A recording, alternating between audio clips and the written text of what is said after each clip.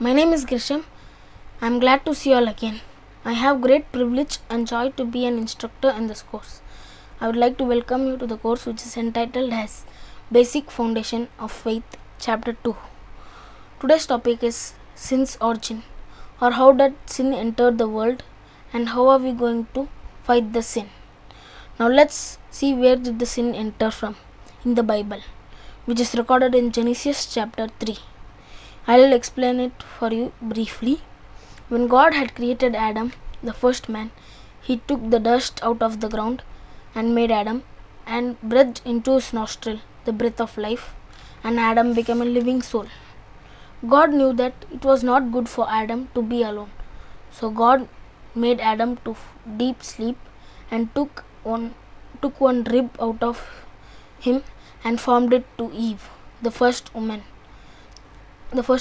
and God commanded them not to eat the fruit of good and evil, which is in the middle of the Garden of Eden.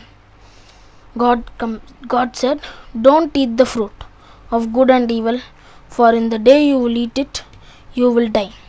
And Satan entered in that scenery. Satan said, "You will not die, but you will become like God.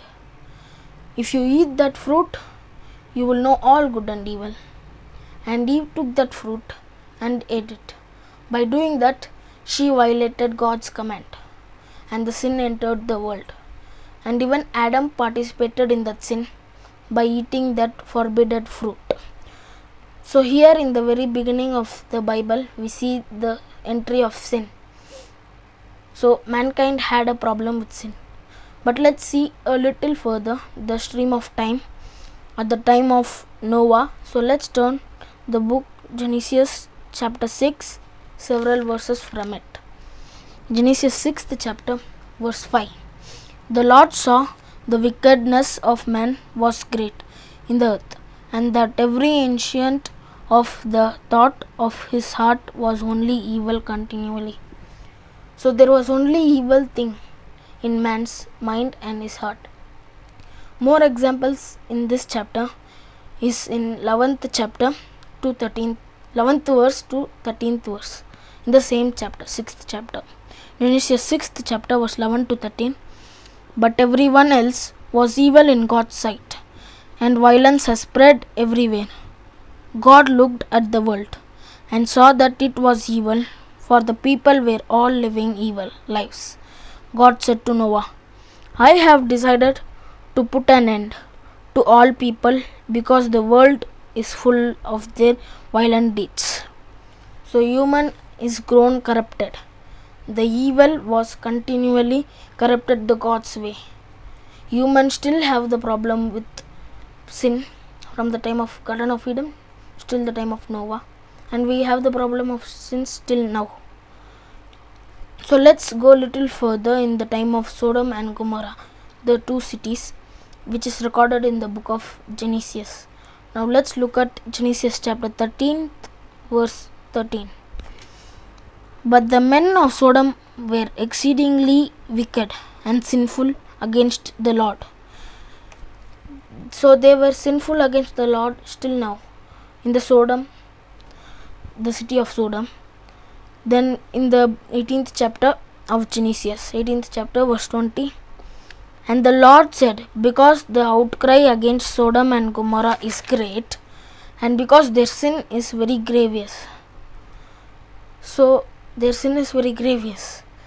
We will see the same topic, Sodom and Gomorrah, in the New Testament, which is recorded in 2 Peter chapter 2.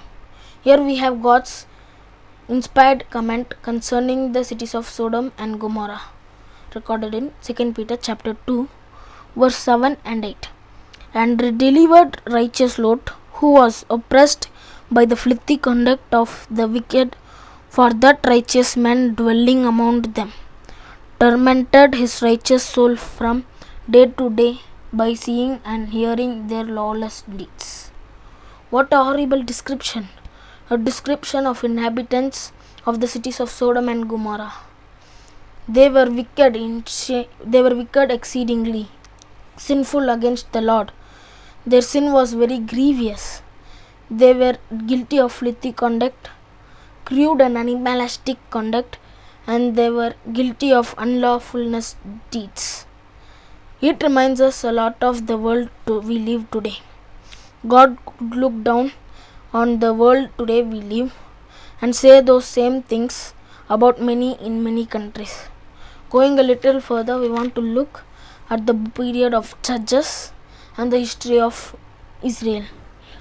Now let's look at the book of Judges, 17th chapter, verse 6. In those days there was no king in Israel. Everyone did what is right in their own eyes. When we study the book of Judges, we see the kingdom of Israel. They were turned against God. They did all kind of sins. They did what is right in their own eyes, but they did not do what is right in God's eyes. They did what is good for them, not what is good for God. Now these are very few examples about the sin's origin, or where did the sin begin from. The problem of sins is from the beginning till now. The question is, how does sin works in our life and how can we fight it? Just think about some examples. What does a great general do before she enters to an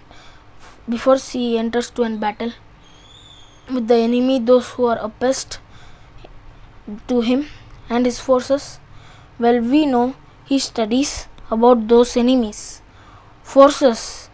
He tries to find out what their strength, where they are located, what's their weakness, and how we can do our best, use their forces, his past to the victory.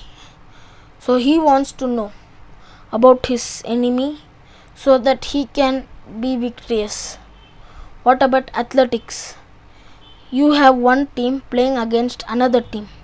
The coaches of respective teams look at the other team playing against another team.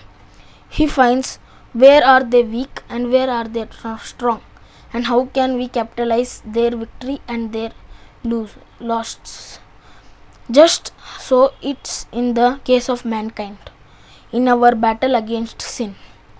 If we are aware of how the devil uses the sin, then we can be better armed, better prepared, and through God and his son Jesus and his word is enough, we can win the victory.